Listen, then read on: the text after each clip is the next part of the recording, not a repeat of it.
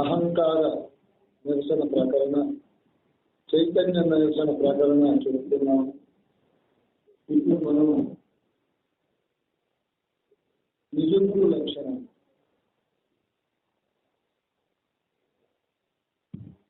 చెప్పే గురువు గారు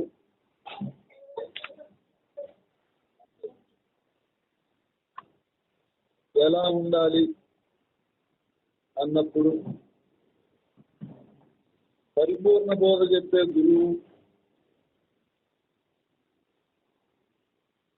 అశరీరుడై ఉండాలి, శ్రోత్రియ బ్రహ్మనిష్ఠా గరిష్ఠుడై ఉండాలి, పరమ శాంతస్వరూపుడై ఉండాలి, నేననే అహంకారం స్థిరము కాదు సత్యము కాదని అన్ని కాలాలలో మరవకుండా ఉండాలి, మరియు సాందీపుని వలె గురువు బోధించే క్రమము తెలిసి ఉండాలి. ఇటువంటి గురువు అయితేనే ఏ కాలంలోనూ ఎరుక లేదని, ఎరుకకు మూలము లేదని ఎరుకను నిరసన చేస్తాడు. అహంకారము లేకపోవడమే ముక్తి. అహంకారము లేకుండా పోవడమే ముక్తి. దేహము నుంచి, ప్రపంచము నుంచి, కుటుంబము నుంచి ముక్తి కలిగించుకోవడము ముక్తి కాదు నాయన. నేననే ఎరుక లేకపోవడమే ముక్తి. ఇటువంటి ముక్తి కావాలి అంటే అభిమానము లేకుండా సద్గురువుకు నేననే ఎరుకను కైంకర్యము చేయాలి. గోపికలు కృష్ణునికి నేననే అహంకారాన్ని కైంకర్యము చేసినట్టు. కైంకర్యము అంటే కింకరత్వము లేకుండా, స్వతంత్రము లేకుండా, గురువు ఏం చెప్తే ఆ గురువాక్య ప్రకారం ఆచార్య కటాక్షము కొద్దీ నడవడమే కైంకర్యం. కైంకర్యం వలనే జన్మరాహిత్యం అవుతారు. దేహము ఆచార్యుని శ్రీపాదాల పాదరక్ష. వారు ఏమైనా చెయ్యని వారి కటాక్షం కంటే అధికము లేదు. వారే సంసారము దాటించేవారు అని గురువు దగ్గర శిష్యుడు మొత్తము తన దేహముతో కలిపి సర్వస్వాన్ని కైంకర్యం చేయాలి. ఇక్కడ కైంకర్యము చేయకపోతే పరమశాంతి లభించదు. పరమశాంతి లేకపోతే ముక్తి కాదు. ఆచార్యుని సమ్మతమే ప్రసాదం. ఇంతకంటే రహస్యం లేదు. దేహము ఆచార్యునికి సమర్పిస్తే సరి. కనుమన ధనములను గురువునకు సమర్పించాలి. ఎందుకు అంటే క్షేత్రము క్షేత్రజ్ఞుడని రెండు ఉన్నాయి. భగవద్గీత క్షేత్రజ్ఞ విభాగ యోగం అని 13వ అధ్యాయం చెప్తాం. క్షేత్రం అంటే శరీరం, క్షేత్రజ్ఞుడు అంటే శరీరాన్ని నడిపేవాడు. సృష్టిలో అన్ని శరీరాలు ఎన్నో ఉన్నాయి. వీటన్నింటినీ క్షేత్రజ్ఞుడే నడిపిస్తాడు. నాలో ఉండే క్షేత్రజ్ఞుడు పడుకో అంటాడు. రాత్రి 9-10 అయితే తెల్లవారి 5-6 అయితే లేమంటాడు. స్నానం చేయమంటాడు, టిఫిన్ తినమంటాడు. ఆయన పనులు ఏమేమి ఉన్నాయో అవి చేయమని చెప్తాడు. మీలో ఉండే క్షేత్రజ్ఞుడు కూడా అదే చెప్తాడు. ఆ క్షేత్రజ్ఞుడే నేను. అర్జున, నువ్వు క్షేత్రమే నేనని నువ్వు ఉన్నావు. నాకు నీకు అదే తేడా. కృష్ణుడు ఏం చెప్పాడు అర్జునుడికి? నువ్వు క్షేత్రమే నేనని నువ్వు ఉన్నావు. నేను క్షేత్రము నేను కాదు. ఈ క్షేత్రము మేడిపండు వంటిది. ఎటువంటిది? మేడిపండు వంటిది. మేడిపండును పగలు కూడా ఏముంటాయి లోపల? అన్ని పురుగులు ఉంటాయి. అట్లా ఈ శరీరాన్ని పగలు కొడితే ఇది బంగారు కొండని, వెండి కొండని, ఇది శాశ్వతమని మనం తలంచుతున్నాం. వాస్తవంగా చూస్తే ఈ క్షేత్రము ఈ విధంగా ఉంది. క్షేత్రజ్ఞుడు నేను పరమాత్మను, నేనే శాశ్వతుడును అని భగవద్గీతలో కృష్ణుడు చెప్పాడు.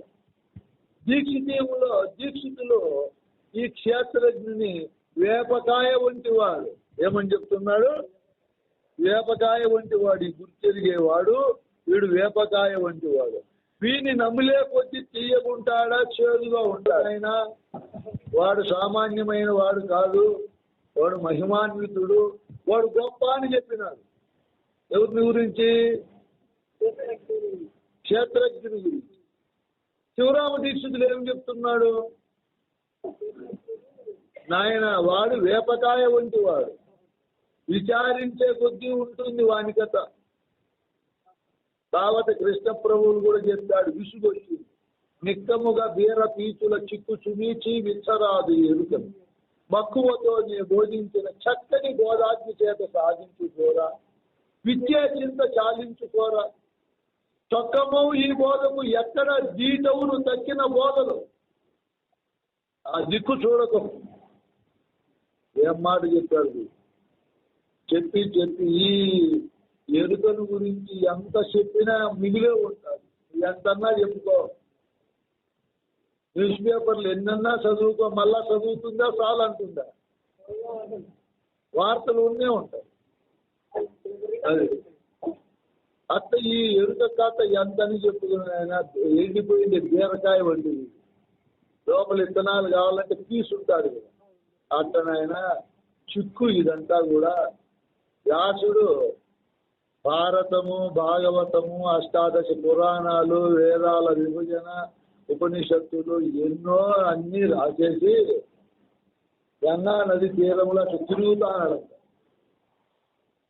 అప్పుడు నారదుడు వచ్చినాడు. ఏం వ్యాస మహర్షి తిరుగుతాను అంటే, ఇన్ని గ్రంథాలు రాశాను, ఇంకా రాయాలని ఉన్నాను. నువ్వు అనుకుంటాను ఇన్ని రాసినానని, నువ్వు రాసేది కానీ సముద్రం అంటుందిరా సాహిత్యము, నువ్వు ఇప్పుడు రాసింది ఒక నీటి బిడ్డువేను అన్నాడు. ఏమన్నాడు?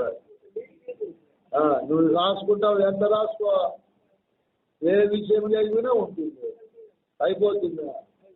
తిని మోక్షాన్ని పొందకుండా ప్రజలను ఇబ్బంది చేసిన వాడిని గ్రంథాలు రాసి, దీంట్లో ఉండేది దీంట్లో ఉండదు, దీంట్లో ఉండేది దీంట్లో ఉండదు.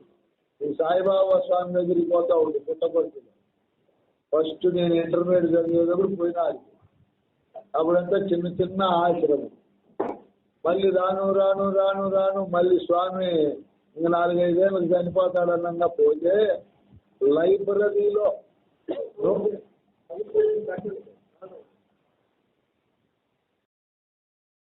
చెప్పి ఈయన ఇవి రెండింటిలో ఒకటి సత్యము ఒకటి అసత్యము అని చెప్పేవాడే పతీతుడు. ఎటువంటి వాడు? పక్షపాతము కలిగిన వాడు, దోషము కలిగిన వాడు. పతీత అంటే చెడిపోయిన స్త్రీ. రాముడు పతిత పావను, చెడిపోయిన స్త్రీని చక్కబెట్టాడు ఆయన కాలు తగిలించి. అహల్య. గురువు పరమ పావనుడు. గురువు ఎటువంటి వాడు? పరమ, దేహము కాదు, పరానికి తీసుకొని వెళ్ళి అక్కడ కూడా పావనము చేస్తాడు, లేకుండా చేస్తాడు, శేషము లేకుండా ఎన్నింపజేస్తాడు. అటువంటి మహనీయుడు. రెండింటిలో ఒకటి ఉన్నదని చెప్తాడు భగవద్గీతలో. కాబట్టి ఆయన చెడిపోయే బోధ చెప్పిన మహనీయుడు. ఇక్కడ శివరామ దీక్షితులు రెండింటిలో దోషాలు చూపించినాడు. క్షేత్రములో చూపించినాడు, క్షేత్రజ్ఞులో కూడా దోషము చూపించాడు. క్షేత్రము దోషం ఉంది. ఆధ్యాత్మిక, ఆదిదైవిక, ఆదిభౌతిక తాపత్రయాన్ని చేత ఇది దహించిపోతా ఉంది. ఇప్పటికే సుమారు కాలిపోయింది మనకు. దగ్గరికి పోతానాము, దగ్గరికి.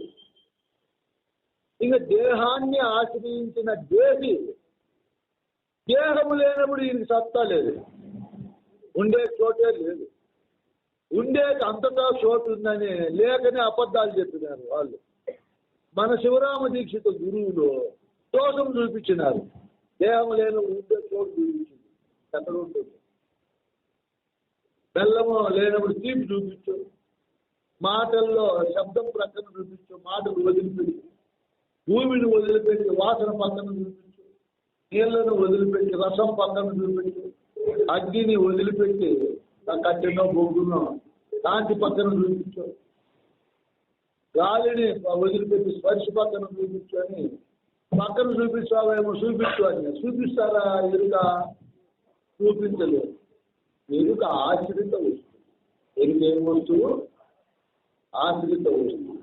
పుట్టలను ఆశ్రయించుకొని ఏముంటాయి? నేను చెట్లను ఆశ్రయించుకొని, నీళ్లను ఆశ్రయించుకొని, కళ్ళులను ఆశ్రయించుకొని ఉంటాయే ఉంటాయి. ఇవన్నీ ఆశ్రిత వస్తువు.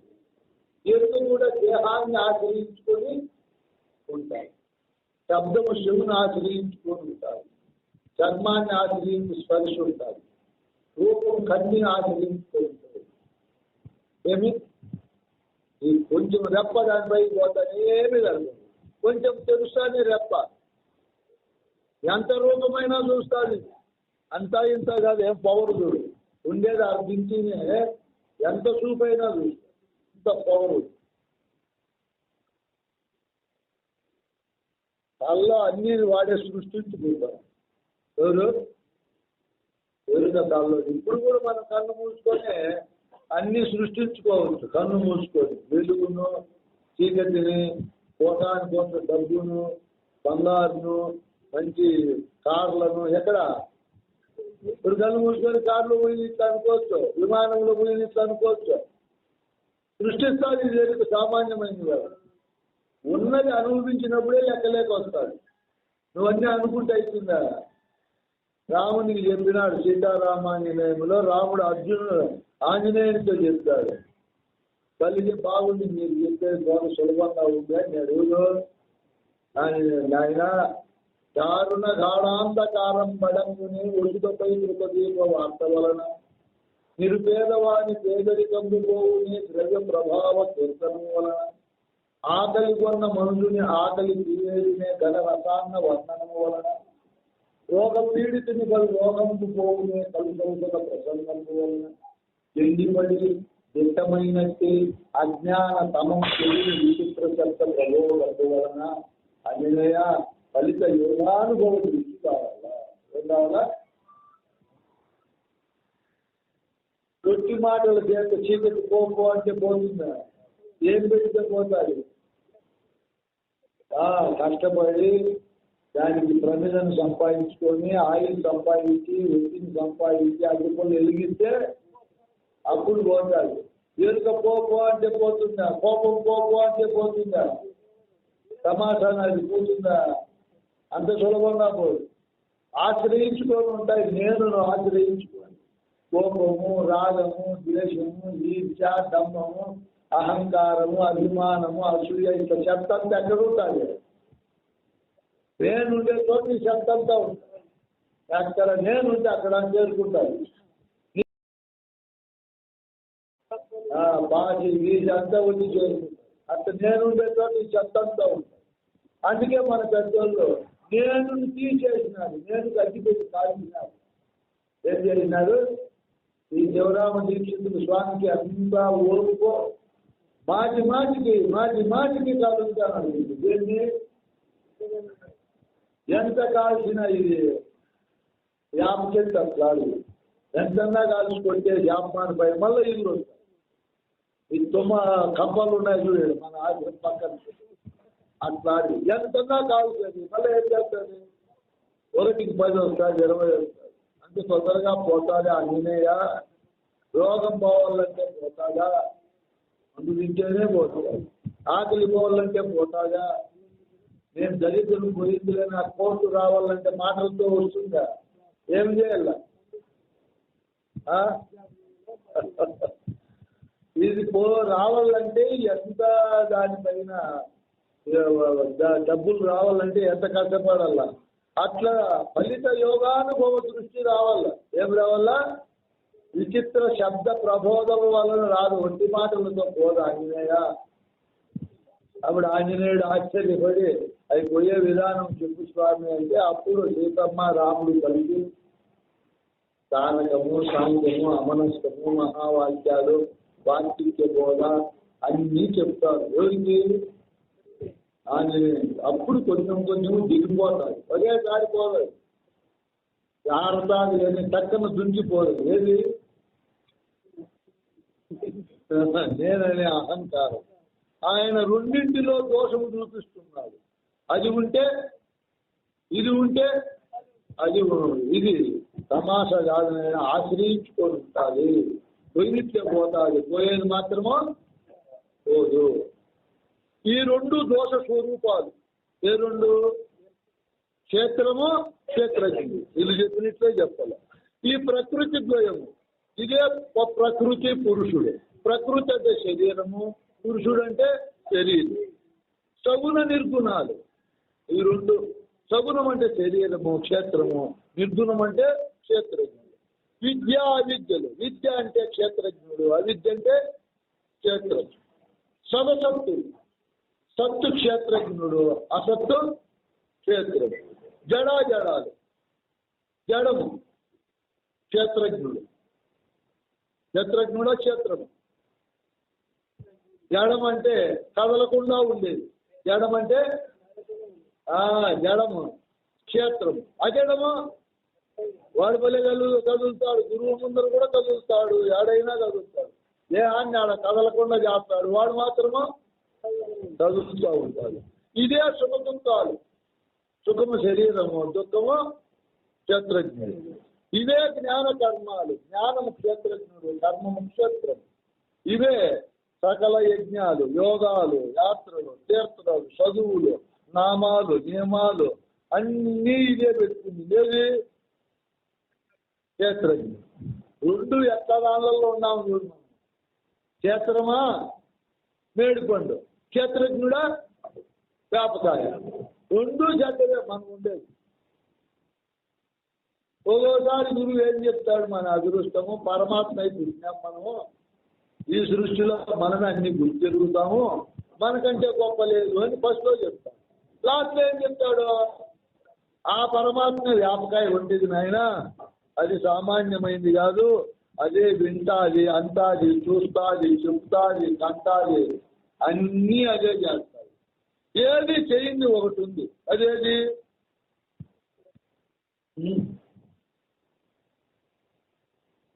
అదే పరిపూర్ణం. అదే పరిపూర్ణం. వదిలేది చెప్పేది ఎరుక. ఈ ఎరుకే శాస్త్రాలు, వేదాలు, ఉపనిషత్తుల చేత బలీయమయ్యింది. ఏమయ్యింది? అవి సత్యము గొప్పది, గొప్పది. వాటి చేత ఈ ఎరుక పోదు. ఏడు చేత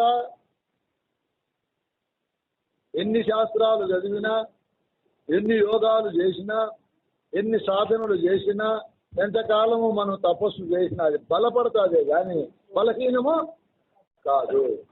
గురువు దగ్గరికి పోయినప్పుడు దాన్ని ఈ విధంగా చెప్తున్నాడు. ఏ విధంగా? దేహం మేడిపండు, దేహి అయిన ఎరుక వేపకాయ. ఇవి రెండు జాడ కనుక్కొని, ఈ రెండు జాడ కనుక్కొని రెండిపైన భ్రాంతిని లేకుండా చేస్తున్నాడు. మేడి పండును విడవకూడదు, వేపకాయ కాకూడదు. మేడి పండును పుట్టించేది వేపకాయ. నేనే మేడి పండును విడిచేదనేది. ఇందుకొరకు మేడి పండు విడవవద్దు, వేపకాయ కావద్దు. విచారించి విచారణ ద్వారా ఇవి రెండు మధ్యనే వచ్చి మధ్యనే పోయేటివి. ఏవి? క్షేత్రమైనటువంటి మేడిపండు, క్షేత్రజ్ఞుడైన వేపకాయ. రెండు నిజము కాదు. నేను గురువును, నీవు శిష్యుడు అనే భావన కూడా లేదు. నేను లేనప్పుడు ఏ సత్తా లేదు నాయనా. కాబట్టి నేను విడవాలి. నేను విడిచే బోధే పరిపూర్ణ బోధ. ఇది శృతుల చేత, స్మృతుల చేత, ఇతిహాసముల చేత, అనుభవం చేత కాదు. సద్గురువును చేరి స్వతసిద్ధమైన పరిపూర్ణమే అచలమని దాన్ని కనుక్కొని నేను లేననే విచారణ గురు సన్నిధానంలో చేయాలి. అట్లా భూమండలం ముందు భ్రాంతి లేని వారు ఉన్నారేమో అని వెతుక్కోవల్ల, వెతికి చూడల్లా, చూసి వారి జాడ కనుక్కోవల్ల. ఎవరి జాడ? గురువులు. ఇట్లా గురువుల జాడ కనుక్కోకుండా మూలము లేని గుర్తెరిగే శరీరము నేను అని నమ్మి ఉండే వాళ్ళను చేరితే అంతరమందు యముని వలె ఉండి సస్తాడు. ఏమని? నేనే పరమాత్మ, నేనే సత్యము, నేనే బ్రహ్మమని వదులుతా అంటాడే. ఆయనకి నిర్మలం ఉండదు. అదే యముడే వాడిని చంపుతాడు. భాషమందు నేనే పరమాత్మ అనేవాడు పంది వలె అభిమాన పడుతూ ఉంటాడు. నేను బ్రహ్మమును, నేను జీవులను కాదు, ఫలానా ఏది నేను కాదని వదులుకుంటా ఉంటాడు. వైరాగ్యము చేత సన్యసించినాడు అనుకో, నాకేంటి వద్దని, వాడు గాడిద వలె ఉండి చేస్తాడు. ఏమని ఉంటాడు? గాడిద వలె. ఇది తర్వాత తెలివిగా చెప్తాడు ఆయన. సన్యాసి నాకేమి వద్దని వదులుకుంటా ఉంటాడు. గాడిద మా బట్టలు పోయింది. ఏమని? నాకు బట్టలు వద్దు, కాఫీ వద్దు, అన్నం వద్దు, నా ఇల్లు వద్దు, వాకిలు వద్దు అని వాడు వదులుతా అంటాడు సన్యాసి. గాడిద వలె. కావాలనుకునేవాడు బ్రాంచ్లో ఉన్నాడు, వద్దనుకునేవాడు బ్రాంచ్లో. వీడు వద్దని బ్రాంచ్లో ఉన్నాడు, వాడు కావాలని బ్రాంచ్లో ఉన్నాడు. పరిపూర్ణ బోధ తెలిసిన వాడు ఉన్నా వద్దన్నాడు, లేకపోతే కావాలన్నాడు. వీడు నిజమైన వాడు. వీడు ఏ బాగా పెట్టుకోడు హృదయంలో. ఉందా గురువు ఇచ్చినాడు పో, నాకే ఉన్నాయని కేకలేడు వీడు. లేవా, నాకు లేవు అని తీర్థం ఉండేది. నాకు ఉండాయి పో అంటాడు. ఏమని ఉంటాడు? నాకు ఉండాయిలే, గురువు ఇచ్చినాడని తేలిగ్గా ఉంటాడు. లేవనుకో, గురుదేవా ఎంత కృపయ్యా, నాకే బంధము లేకుండా చేసినావని ఇట్లా ఉంటాడు. చూడు ఇప్పుడు వేదాంతం ఎట్లుంటాడు, వాయుధారణ చేసినాడు అనుకో, పాము వలె ఉండి చచ్చిపోతాడు. పూర్వ కుంభక రేచకాలు చేసి శ్వాస మీద ధ్యాస పెట్టి ముక్కు పన పైన ఆ వర్గం కూడా ఎక్కువ ఉంది. వాళ్ళు ఎవరితో సమానము? పాములతో సమానం. మా కమలా కొన్ని రంపుకొచ్చాం, మేము గాడులతో సమానం అని ఉండి చేస్తాడు వాడు. కర్మాలే గొప్పవని చేసినాడు అనుకో, పంచ బ్రహ్మల వలె, అంటే చాకలి వాని వలె, మంగని వాని వలె, కుమ్మరి వాని వలె, సాలెవాని వలె, మేదరి వాని వలె కర్మలే నిజమనేవాడు. ఏమి చేసినా మూలము లేని గుర్తెరిగే శరీరం ఏమి లేదని చేసిన వాడే అచలు. నేను లేననే చేయాలి ఏమి చేసినా. ఈ గుర్తెరిగే శరీరము ఏమీ లేదని సర్వకాలంలో ఎడతెగక నిద్ర వచ్చేదాకా, సచ్చేదాకా ప్రతిదినము అభ్యాసం చేయాలి. పుట్టని చావని అచలమే గానిక రెండోది లేనే లేదని, రెండోది రాను లేదు పోనీ లేదని దృఢంగా. ఈయన కూడా కృష్ణ ప్రభువులు చెప్పినట్టు చెప్పినాడు, సచ్చేది దాకా నిద్ర వచ్చేది దాకా మరవకూడదు. ఏమి తిరుపతయ్య, సచ్చే వరకు నిద్ర వచ్చే వరకు గురువాక్యం మరవకూడదు అన్నారే, ఏం కారణము? మధ్యలో ఎన్ని ఇబ్బందులు ఉంటాయప్ప, భార్య పిల్లలు జరిగా జరగని బాయ ఎన్ని ఇబ్బందులు ఉంటాయి. నిద్ర వచ్చే వరకు అన్నారే. ఇక్కడ ఒక రహస్యం పెట్టారు వాళ్ళు. చనిపోయినప్పుడు ఎరుక పనిచేయదు, నిద్రలోనూ పనిచేయదు. ఇప్పుడు గురుబోధ విచారిస్తూ ఎరుక పని చేయనంత వరకు మనం గురువాక్యం మరవు. ఎరుక ఇంకా లేదు, పుట్టనే లేదని తీర్మానం అయ్యే వరకు, చచ్చేది దాకా నిద్ర వచ్చేది దాకా, అంటే రాత్రి 10 వరకు, మళ్ళీ చచ్చిపోయే వరకు అని కాదు అర్థమా. ఎరుక పని చేయనంత వరకు విచారించాలి, బాగు విచారిస్తూనే ఉండాలి. ఇదే ఎడతెరిగి పని పెట్టుకోవాలి. మూలము లేని గుర్తెరిగే శరీరం చేసినది ఏది నమ్మరాదు. ఇప్పుడు అచల గురువు ఎవరు అనేది మీరు కనుక్కోవచ్చు. దీక్షితీయము, కందార్థాలు, భద్రాజ రామశతకము చెప్పే గురువే అచల గురువు. ఆయన 12 అక్షరాల మంత్రము 12, 16 అక్షరాల మంత్రము 16 చెప్తాడు. ఆయనే అచల గురువు. ఇట్లా కాకుండా సీతారామాంజనేయ సంవాదము, భాగవతము, భగవద్గీత ఇవి చెప్పే వాళ్ళు అచల గురువులు కాదు. ఏకాక్షరి మంత్రం ఓంకారము, 2 అక్షరాల మంత్రము, 3, 4, 5, 6, 8 మంత్రాలు చెప్పే వాళ్ళు అచల గురువులు. అష్టాక్షరి కానీ పంచాక్షరి కానీ ఇవి చెప్పే వాళ్ళు అచల గురువులు కాదు, భ్రాంతి గురువు. వాళ్ళని వెంటనే వదిలిపెట్టాలి. ఓ శిష్యుడు, స్వామి మాకు ఫలానా గురువు ముందు బోధ చెప్పలేదు, ఇప్పుడు అర్థం కాల, మీ దగ్గర చేరతాను అని 2 సంవత్సరాలకు ఒక అర్థం నా దగ్గర చేరినాడు. ముందు గురువు ఏమన్నా అనుకుంటాడా స్వామి? ఏమన్నా అనుకున్నాడు కాబట్టి ఆడే ఉండునైనా తిరిగి వచ్చేది, మళ్ళా సతమతం అయ్యేది. ఏమని ఆ గురువు శాపం పెడతాడేమో, ఏమైతుందేమో అని ఆ నరకం అనుభవించే వదులు ఆడే ఉండు. ఏమడుగుతావు అడుగు, మేము చెప్పేస్తాం రహస్యాలు. నరకం ఏం అనుభవించద్దు. యా గురువు శాపాలు కూడా నీకు తగులుకో. నిజ గురువు శాపం పెడతాడా? వదిలే ఆయన వాళ్ళు అక్కడికి తెలుసుకుంటారు. చేసుకుంటున్నారు సంతోషమని ఈ గురువు నిర్మలంగా ఉంటారు. శాపం పెడితే ఆ గురువుకే తగులుకుంటారు.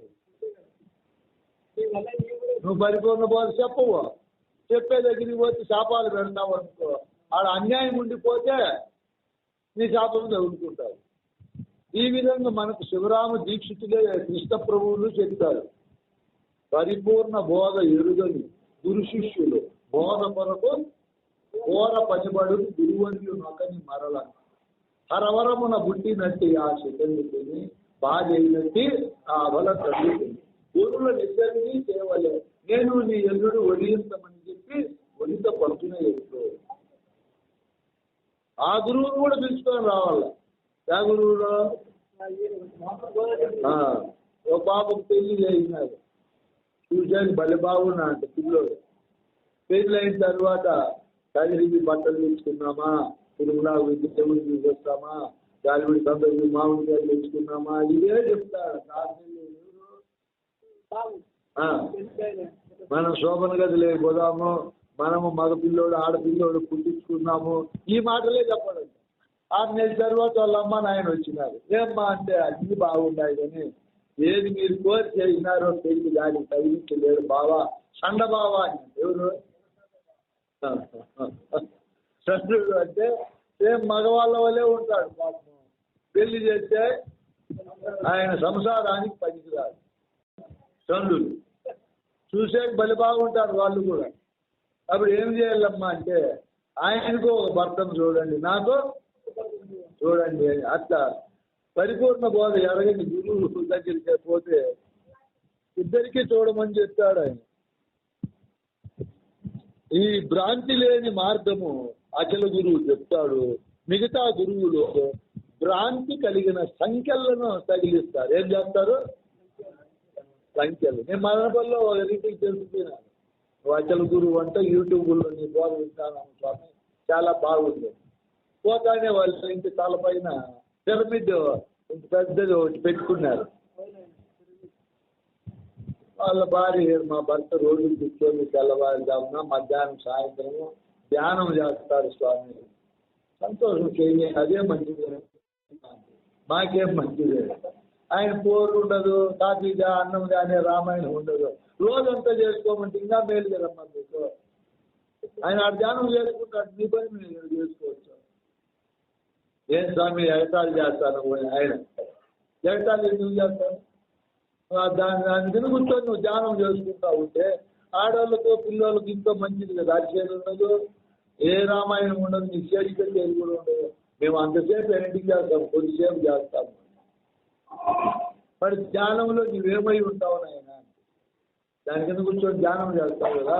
అప్పుడు నువ్వు ఎక్కడ పోయి ఉంటావో, ఎవరితో స్నేహితం చేసి ఉంటావో, నీ యొక్క స్థితి ఏముంటుంది. నేను శ్వాస మీదనే మనసు పెడతాను, ఆనాపాన సతి అంటారు వాళ్ళు. దాన్ని ఏమంటారు? ఆనాపాన సతి. కేవలం కూర్చొని వెన్నెముక పైన ఇట్లా ఆ ముక్కు కొనపైనట్లా అర్ధ చూపు పెట్టి గాలిని గమనిస్తూ ఉండేది.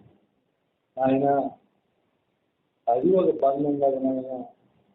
మన శరీరంలో కొన్ని అసంకల్పిత చర్యలు జరుగుతాయి. ఏం జరుగుతాయి? పనులు. చర్యలు అంటే పనులు. గాలి సంకల్ప పని కాదు. మనం గమ్మునున్న గాలి వస్తూ ఉంటుంది, శరీరంగా ఆ పని చేసుకుంటాం. నువ్వు ప్రత్యేకంగా మనసు పెట్టాలి, మళ్ళా దాని పని ఆయన చేసుకుంటా పోతాం. ఆయన చెప్పినప్పుడు నువ్వు చేయాల, అప్పుడు వచ్చిపోయిందా లేదా? నీళ్లు తాగినావు, భజన చేయాలి. నీళ్ళు శరీరంలో ఇట్లంతా శక్తిగా అని. అన్నం తిన్నావు, భజన చేయాలి, జీర్ణంగా అని. శరీరం పెరగాలన్నా, శరీరంలో కొన్ని మార్పులు రావాలన్నా నీ చర్య ఉండదు. నీ చర్య ఉండదు. వాటి అవే ఎందుకు ఉండదు నీ చర్య చెప్పండి? నీ కంట్రోల్లో ఉంటే బాగుందా, కంట్రోల్లో లేకపోవడం బాగుందా? నీ కంట్రోల్లో ఉంటే నువ్వేం చేస్తావు? వెంట్రుకలు చల్లబడకుండా చేసుకుంటావు, పళ్ళు ఊసిపోకుండా చేసుకుంటావు, శాశ్వతంగా ఇక్కడే ఉంటావు. భూమికి భారం కాదు, జనాభా పెరిగిపోతుంది, లేనిపోయిన ఇబ్బందులు వస్తాయి. అవి నీకు చేతుల్లో లేవు. చూడు, వీడు బలి చెలిపోయిన వాడు, హిమాలయాలకు పోయినాడు, ఆకులలో ఉంది, ఇక్కడే వాని చేతుల్లో పెట్టుకోవాలా అనుకున్నాడు. కంట్రోల్ చేయాలి అనుకున్నాడు. దేన్ని? శరీరాన్ని. అవుతుందే కంట్రోల్ అదే. నేనే దేవుడు అని చెప్పినారు కొంతమంది. నాకు శక్తులు ఉన్నాయి, మహత్తులు ఉన్నాయి. ఎవరైనా ఆ శక్తి ఆ మహత్తు దగ్గర నువ్వు శాశ్వతంగా ఉంటావా? ఉండలేదు. ఎంత చేసినా కానీ నీ సంకల్పంలో శ్వాస మీద ధ్యాస అనేది ఒక బంధం. అది కూడా ఏది బంధం. నువ్వు దాని మీద మనసు పెట్టి వస్తా పోతా గమనిస్తానే ఉండాలి. బంధరహితమైంది పరిపూర్ణం. ఏ బంధము ఉండదు. నాయన తన స్వరూపాన్ని ఎరిగి అంతటా ఉండే పరిపూర్ణాన్ని దర్శించి నేను లేననేవాడు ఏ సాధన చేయదు. సాధన చేసే అసలు వస్తువు సత్యం అంటే చేసేవాడు. అదే అసత్యం అన్నప్పుడు నిర్మలంగా ఉంటాడు, హాయిగా ఉంటాడు, ఆనందంగా సుఖంగా ఉంటాడు. ఎవరు? యథార్థము తెలియని వాడే జపం చేస్తాడు,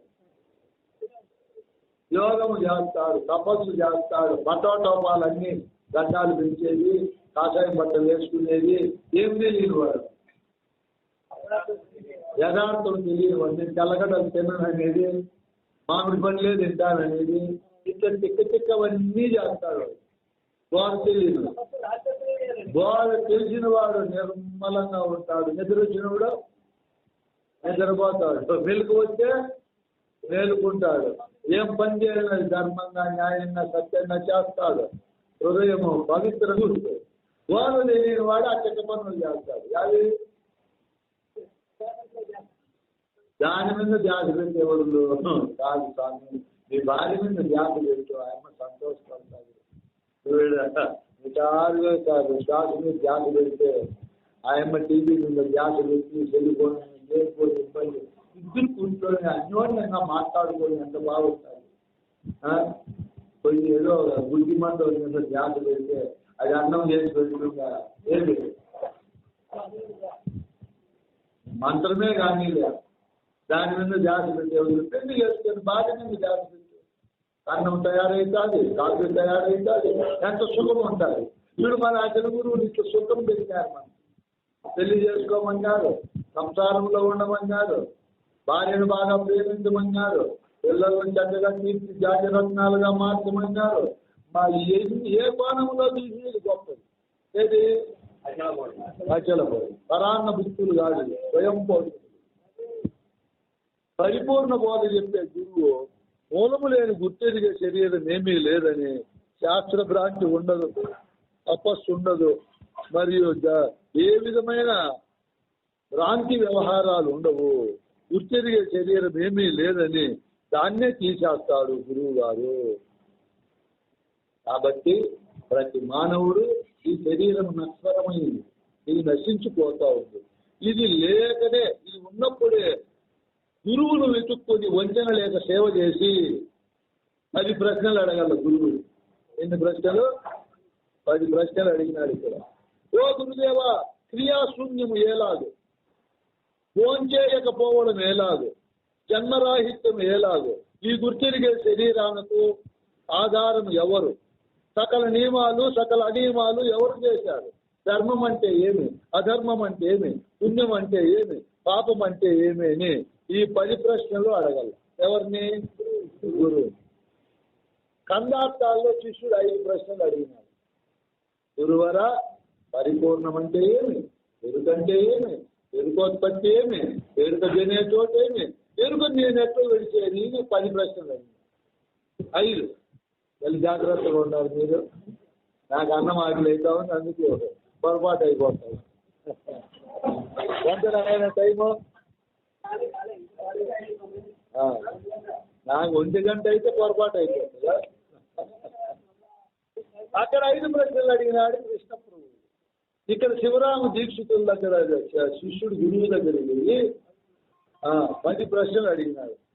నాయన, క్రియాశూన్యము ఎలాగో, అన్ని పనులు చేసేది ఎవరు, సకల క్రియలకు ఎవరు కర్త, నేననేది. దాన్ని శూన్యము ఎలా చేయాలి? లేకుండా, దేని లేకుండా, నేను లేకుండా ఎలా చేయాలి? నేను లేకుండా చేసే ప్రశ్న ఒకటి, అది అడగల. అది మేనును లేకుండా గురువు చేయనవసరంలా, అదే ఒక రోజు లేకుండా పోతాం. ఏది మేను?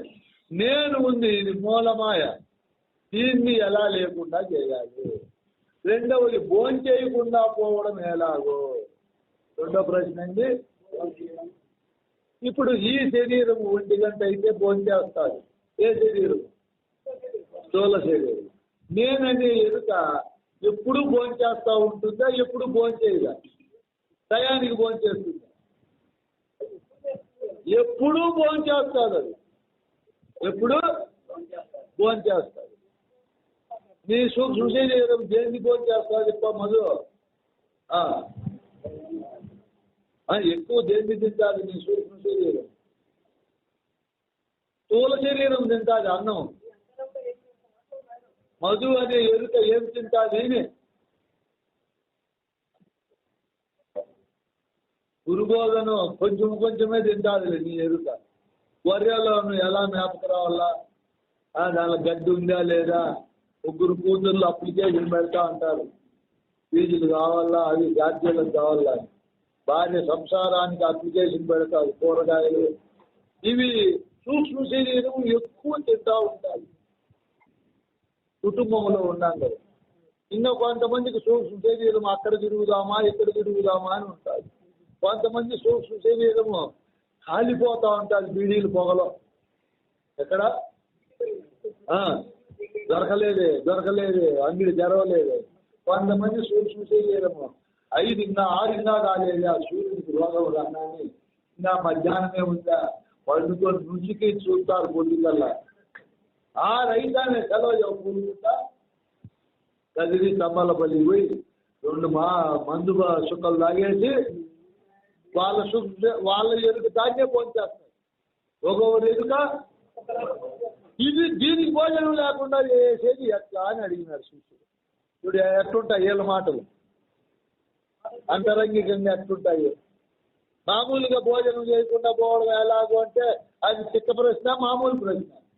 చిక్క ప్రశ్న. శరీర ధర్మాలు ఉన్నాయి, పుట్టి వస్తారు, ప్రాణ ధర్మాలు ఉన్నాయి కదా, ఆకలి తప్పులు. గురువుకైనా వాళ్ళ తాతకైనా అయిపోవు. అది నేను ఒక ఆశ్రమానికి పోయితే మా ఇంట్లో ఒక స్వామిని పరిచయం చేశాను. ఈయన అన్నం తినడు. అన్నానికి నాకు ఆ దారి చూపిస్తామన్న స్వామిని. ఆ దారి అన్నమే తినకన్నా ఉండే దారి చూపిస్తే నేను పుణ్యపురుషుని అవుతాను అంటే, సాయంత్రం అయితే 4 కొబ్బరి చిప్పలు ప్రొద్దున్నే లేకపోతే పెసుళ్ళు మొలకెట్టుకొని దానివల్ల ఖర్చు కలుపుకొని స్వామి తింటారు. ఓహో, స్వామి భోజనం మేము వినాలంటే అవుతుందా? నెలకు 90,000 జీతం వచ్చేవాళ్ళము. ఆయన రోజుకు 3,000 రూపాయలు తింటారు. ఎంత? సౌదీ అరేబియా ఖర్జూరాలు తినేది కాస్ట్లీ, 1500 వచ్చేది తినేస్తారు కొత్తది. మళ్ళీ జీడిపప్పు ఆయన తినేది. ఏది? జీడిపప్పు, బాదాం పప్పు నీళ్ళల్లో నానబెట్టుకొని ప్రొద్దున్నే అయితేనే 1/2 గ్లాసులు తినేస్తారు. అది అంత తక్కువైనా అదే 200 అవుతుంది. ఇది 1500, ఇది 200, 1700. మళ్ళీ అమెరికా పప్పు తింటాడు. ఇక్కడ 2 తీసేస్తే లోపల చిన్నగా ఉంటాయి. అదేంటో అంటారు దాని పేరు కాదు, పిస్తాలు. పిస్తాలు ఇంత ప్లేట్ చేసుకొని తినేస్తారు. కాదక్క,